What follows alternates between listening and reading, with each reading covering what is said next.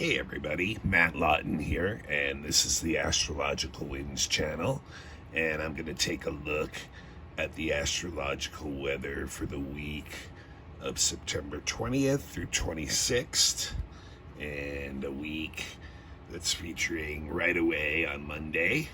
And what we're looking at is the chart for the full moon in Pisces at 29 degrees. And we're also got a week where Mercury next weekend is going to go retrograde for the third and final time of the year. And also some interesting activity in the middle of the week. The sun is going into Libra, which of course is the equinox. And I will actually probably do an equinox chart blog later in the week. Those are the main things, but also some interesting activity with Mercury, and also Venus and Mars even a little bit. So a few things to talk about this week. And, once again, I'm into showing the charts to you guys right now, but here I am, just real quick, so that I'm here, you guys see me, and you'll see my hand a little bit, or my finger here and there. But yeah, so the week starts with another, if you'll remember last month, we had that really powerful full moon at 29 degrees Aquarius. And this month we have the second straight full moon at 29 degrees. You'll see here the full moon. I have this set for Washington, D.C. again. The full moon here at 28:14, which is the 29th degree of Pisces, and there it is opposite the sun, which is what a full moon is. And you'll see this full moon is actually widely conjunct Neptune, which is really the only true other aspect it has. So once again, at the critical 29th degree for the second month in a row. And like I said last month, when we get planets or aspects at that degree, it's kind of like what it really is like a graduation or left behind degree, if you ask me. Did you learn the lessons of that energy, the completeness of that cycle of the Pisces energy? And if you did, you kind of like are ready to move on and expand and take it to another level. If not, you may find yourself in a lot of frustrating situations that are kind of going to bring you back to the starting line again and have to deal with like a lot of tension. And of course, the full moon, there's tension inherent right in the opposition between the moon, which is, representing our security mainly, our emotional side, and the sun, which is representing our will, what we want to do.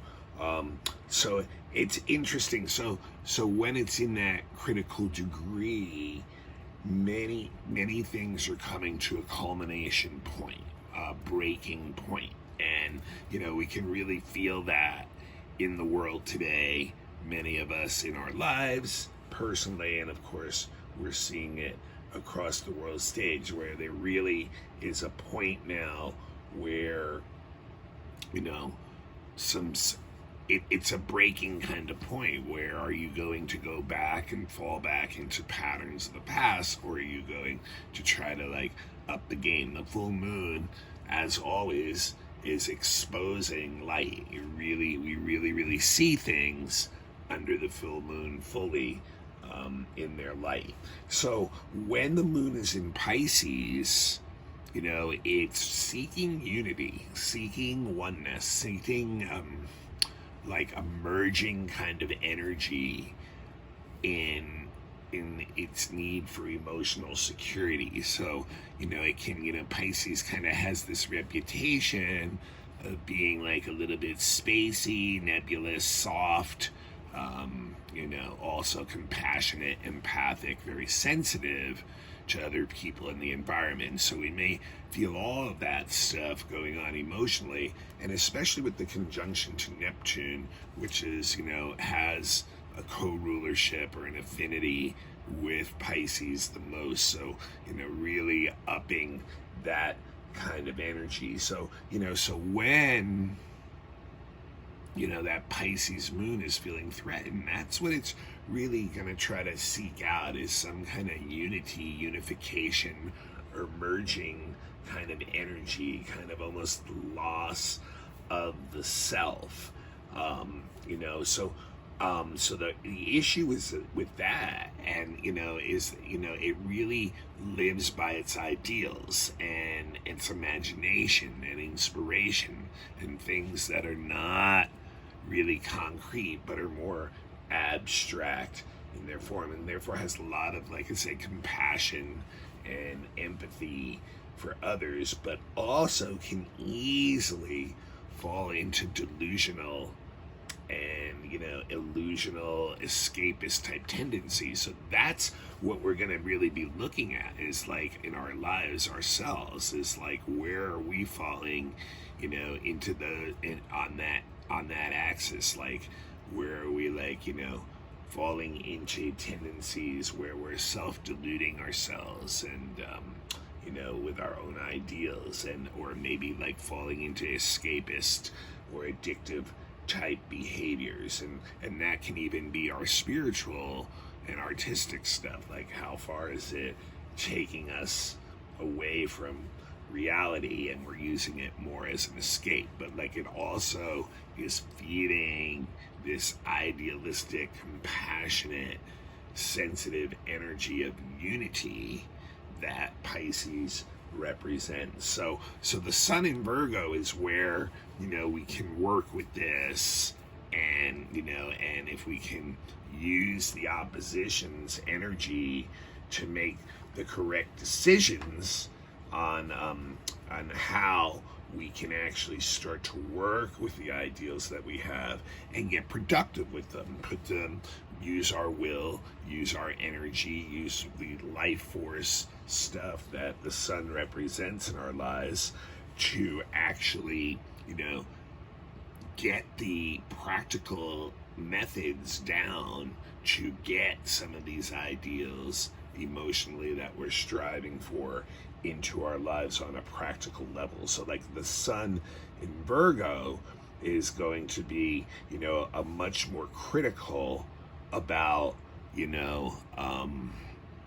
realizing that this is a culmination time, and that it really, that we really need to graduate from some of the ways we're, deluding and escaping and using our ideals to kind of, get away. We have to, be, it can show us really, how we, where these places are. And if we don't deal with that, we can end up going back to kind of feeling like, like we're lost at sea again, kind of stuck in a way where, you're just not sure where you're going. And, the danger, especially from Virgo's perspective, the danger of that is like, literally losing your soul's purpose, and, where you're supposed to be headed, and just being lost in a world of escapism that's blended with ideals and addictions and things like that. So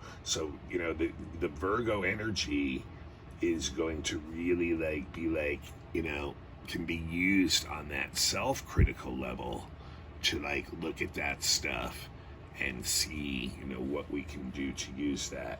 And remember, when it's the full moon, look at the house that the full moon, there's two houses actually, the sun and moon and the full moon. Look at the houses, which is the axis that it falls in your chart, and it'll let you know the areas in your life where that energy is really playing out. So, but remember, that Pisces energy is going to bring in the hope, the compassion, and the empathy that, that maybe, we can find our way through this by using the skill and power and the tools that Virgo, the precision, the conciseness of Virgo's energy, and really bring some healing energy into our lives. and and really be able to bring that to others too, because Virgo is also about serving others too. So it's a lot of like energy put towards that, and also serving our own health. So Virgo is also very much about doing that, and it wants us to find, the Pisces energy wants us to find the unity under everything. It wants us to find that sense of oneness, and that feeling of safety and security with that. And if it can use that, Virgo's precision can use that to bring healing to our bodies and to others. And it's a caring, focused attitude of kindness, basically, that Virgo, when we can use this full moon in the proper balance, or an economy of giving or something like that. So very, very, very interesting energy. And that Neptune also just really focusing in on the ideals and the sensitivity. Now, what's interesting too about this, the traditional ruler of Pisces is Jupiter, actually. And Jupiter, on the very same day, which is today, Monday, you can see Jupiter at 2332 of Aquarius and retrograde, is exactly trine Mercury, exactly. So very interesting energy there, because this is going to be really helpful. The ruler of the chart is in this really nice flowing energy where it can see the big picture really well. It has this broader vision, but Mercury is there too to help organize it, to help communicate it, to help advance it, to help it connect with others, to bring some balance and order into that Pisces energy again, through like the air signs that Jupiter and Mercury are in. We are able to use like the intellect and cut through maybe some of the emotional softness, and help that Virgo sun actually use some of the tools that it has in its toolbox to bring that healing to ourselves and to others, and feel that kind of unification energy underneath it.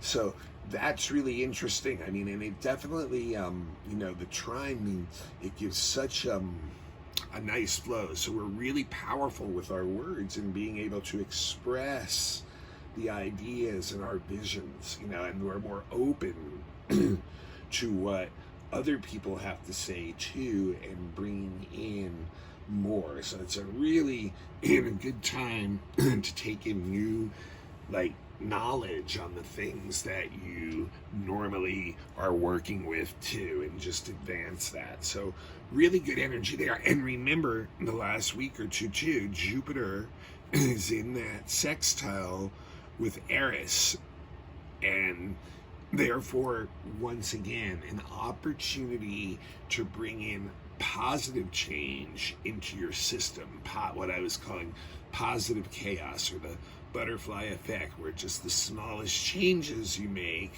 now can lead to long-term permanent changes. So very interesting. And the other thing that's really helpful today, on Monday during this full moon, you'll notice here Mars is exactly trine the north node, and of course that means it's sextile the south node, and that just shows that the ability to use camaraderie, teamwork, working together with others on the same objectives should be in a nice flow during this whole full moon cycle too. So really, this full moon's all about if we want to bring in this safety feeling of unification and ideals, that we do have to get to the practical work of doing that in the real world, and sharpen our methods and skills in doing that. And right now we have a really great opportunity to see and plan and be able to do that.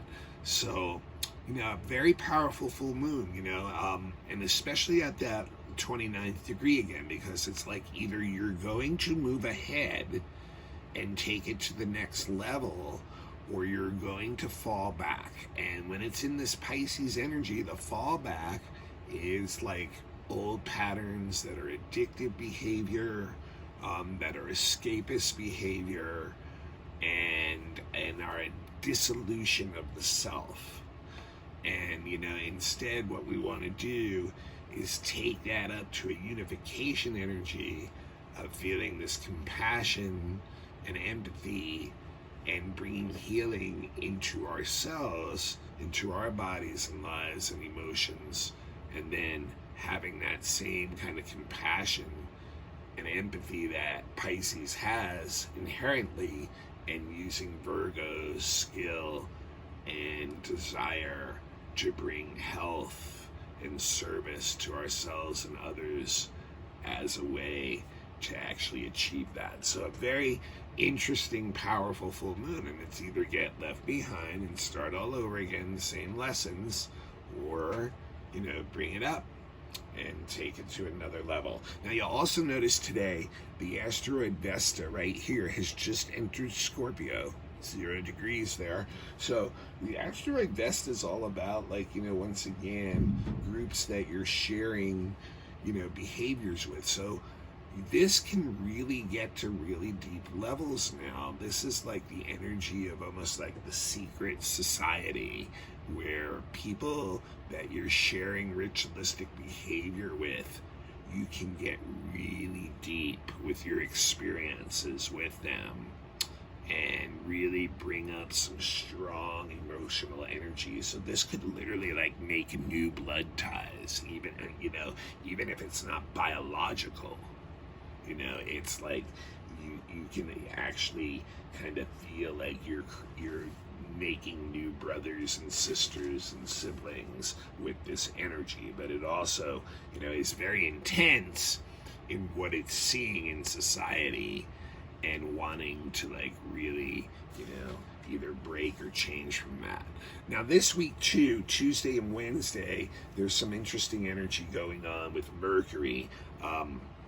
You'll see here, and it's Mercury is squaring Pluto, and it's opposite Eris. So that's a T-square, which is this pattern right here, these 3 red lines, the opposition between Mercury and Eris, Mercury and Libra, Eris and Aries, and at the top of the T-square, we have Pluto up in Capricorn.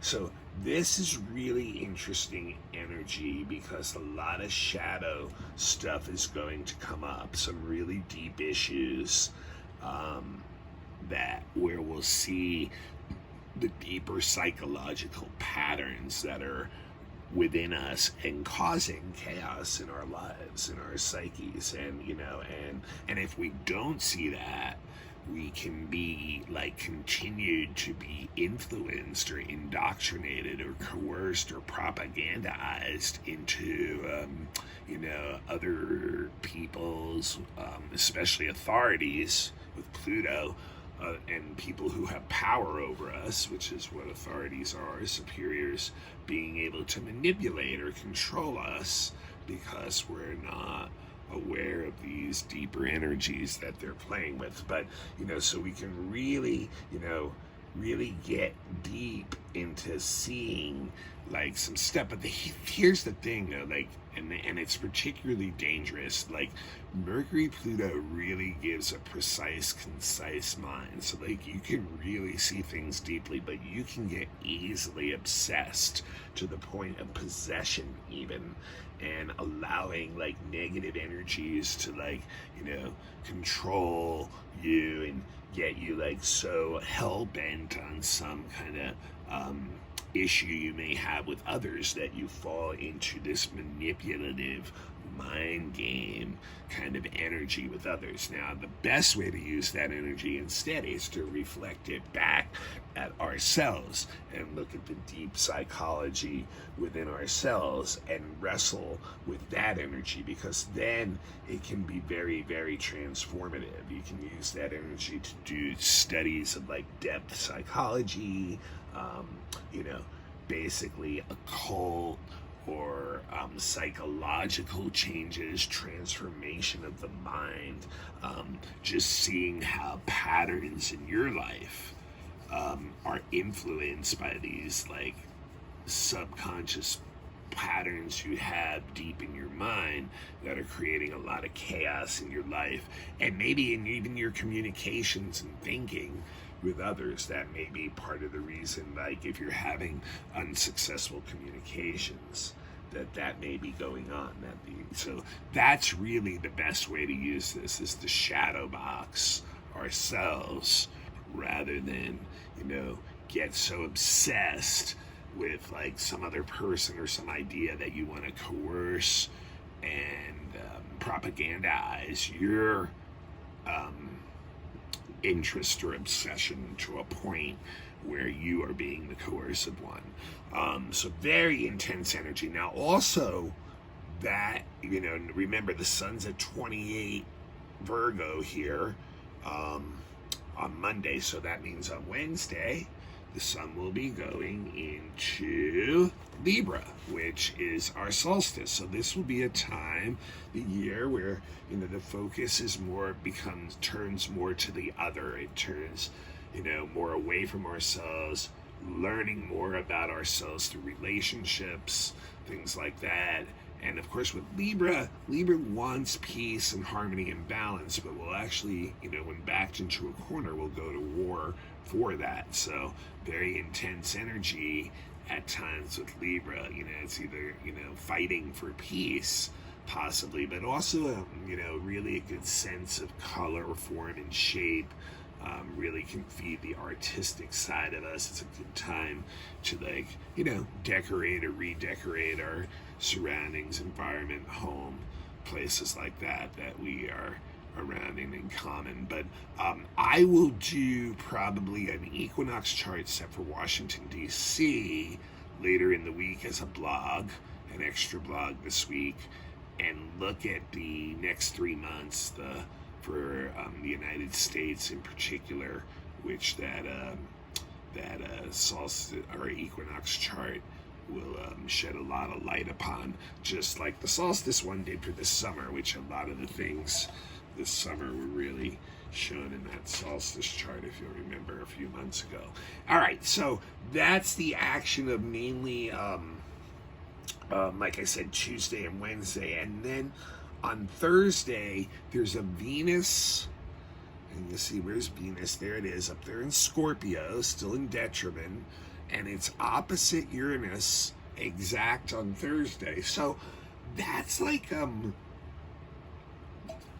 that can cause some issues in partnerships for sure. All kinds of partnerships may, be reaching like, maybe a stressful enough level that you're feeling like you have to make some kind of decision to just kind of break away somehow and find some more freedom of self. But it's also a really exciting relationship type aspect too, because we do go out and seek new kinds of experiences and relationships with different kinds of people. So we may form like some short-term partnerships with people where we get some a lot of excitement into our lives, and and it can kind of get deep with the Venus Scorpio, despite Uranus and Venus usually kind of staying more on the not so deep end of the pool.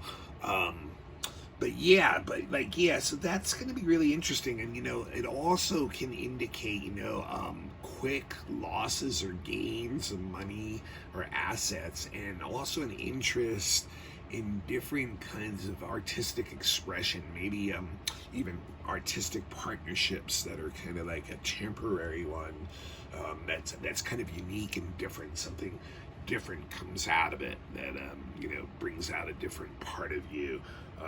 So really interesting energy to play with there. But yeah, partnerships can be a little bit tested this week with this one. You may feel like, you just need to get away from some of those old ones, and inject some more life. And if not, there can be a lot of contentiousness and battling within partnerships. And then on Saturday, Mars in Libra now is going to be trining Saturn, which is retrograde and getting, less and less, lower and lower degrees of Aquarius at this point. So that's a really interesting energy.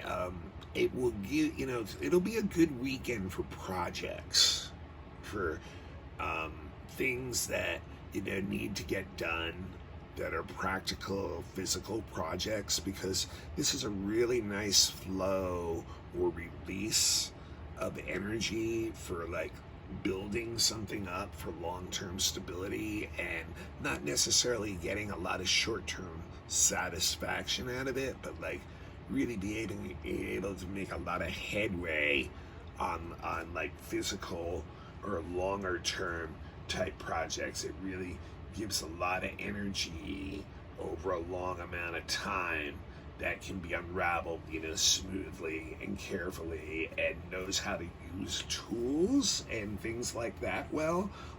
So just a really skillful with your actions, crafty, kind of methodical approach, though very detailed craftsman type approach. So a really good weekend this weekend coming up to get projects done, around the house or whatever, it can be, something bigger than that too, especially if Mars in Libra and Saturn in Aquarius can work well together on group projects too. So, and then the last thing I wanted to mention this week, so here we are at Mercury at 23 degrees of Libra, and it's starting to slow down this week, and it is going to go retrograde on Sunday. And it will actually, since it's so late in Libra where it's going retrograde, it's going to end up staying in Libra the whole time. And if you remember, I said this the two other times that Mercury went retrograde this year. This is a year where Mercury has been going retrograde in air signs. So it will be going retrograde on Sunday at about 26 degrees of Libra, and it will stay retrograde until October 17th. And at that point, we'll have gotten back to about 10 degrees of Libra. So it will be staying in Libra the whole time. And so once again, this is a little bit more of that Venus-Uranus thing I was talking about just a couple minutes ago. Mercury in Libra, the issue is going to, we know how Mercury retrograde is. So we know that, there's delays, there's misunderstandings, there's miscommunications, not a good time to negotiate or do deals because things don't work out the way we plan. That's the main thing. Things don't work out the way we plan, but in particular, it affects communications and travel, information, and the intellect. The mind does not work the way it normally wants to work. So there's inefficiencies on those levels. So when you think about Mercury and Libra, a lot of those issues are going to be in our relationships, or being driven by our relationships, especially our partnerships. So our one-on-one relationships is where we're going to see a lot of communication breakdowns, a lot of information breakdowns, a lot of misunderstandings, delays, things like that. So, also air travel, can be maybe a little bit tricky during this time too. So, that's the kind of things we got to look at during this Mercury retrograde. We know that, we know how this goes. We know our normal world's not going to be working that well those 3 weeks. So it's a time where we want to draw back and contemplate and meditate over the things that have gone on the last 2 or 3 months that have been expansive, and just kind of continue those projects, finish them up, tie up the loose ends, deal with that, starting new things, buying new things, any of those things, trips that you're going to do, they're all going to, end up with unexpected results. Does that mean negative? It really depends a lot on your attitude, but for most of us, when we're used to having a thing a certain way and it doesn't go down that way, we experience that, or we judge that as something negative. But Mercury retrograde means we're not going to get the normal results that we want. So we want to just stick with the things that we're doing and that, but we can really expect in our real world, especially in our one-on-one relationships and in our partnerships, a lot of misunderstandings and issues that are frustrating, stuck, blocked during that time. All right, that's what I've got for this week. This is the Astrological Winds channel. I'm Matt Lawton, and here I am again. And this is a free service, and it's on the YouTube channel. If you don't have an account on YouTube, you can get one free. Just sign up, and then become a follower of the YouTube of the Astrological Winds channel, and then also turn your notifications on, and it'll let you know when I do a blog. I do not have time to actually social media everybody and let you know personally, and a lot of people following are not, I don't have your personal information anyway. So the best thing you guys can do for me, since it is a free service, is to pass it along, the link, to other folks and anyone you think might be interested, and let them know about the service. And if you'd like to give a donation, or even better, if you need a reading or someone needs a reading, my email is matthe@gmail.com, and you can look me up, email me there, and talk about prices. I can do natal charts, which is a birth chart. I can do predictive readings, which is a weather report for your next year, just like this blog. Relationship charts, children's charts, elections for the best timing in an event, horary charts for if you have a burning question you can't get the answer to,